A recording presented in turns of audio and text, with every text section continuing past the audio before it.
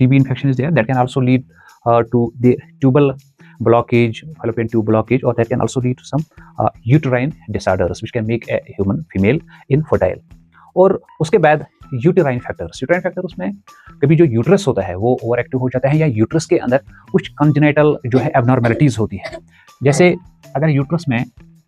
Congenital कोई abnormality है, congenital abnormality, या यूट्रस बहुत ही ज़्यादा थिन है, या यूट्रस में फाइब्रॉइड्स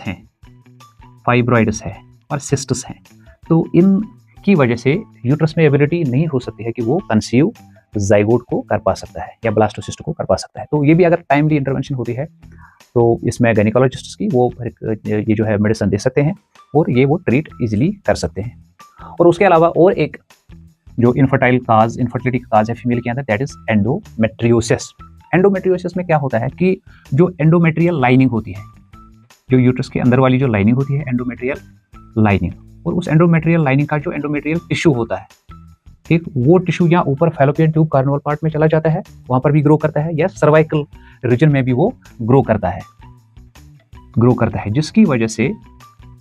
एंडोमेट्रियम जो होता है या जो यूट्रस होता है उसमें जो कंसेप्शन की जो एबिलिटी होती है वो लॉस होती है। तो जब उसमें कंसेप्शन की एबिलिटी लॉस होती है तो वैसी बात है ये फीमेल फर्टिलिटी का एक मेजर काज तब बनता है। उसके अलावा फीमेल में कुछ हार्मोनल जो है वो फैक्टर्स भी हो सकती है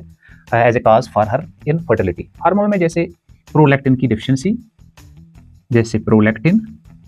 या कभी जैसे FSH है, या कभी जो LH है, या इसके साथ साथ जो एस्ट्रोजन एंड प्रोजेस्टेरोन, ठीक, या thyroid, sometimes under secretion of the thyroid gland hormones, hypothyroidism.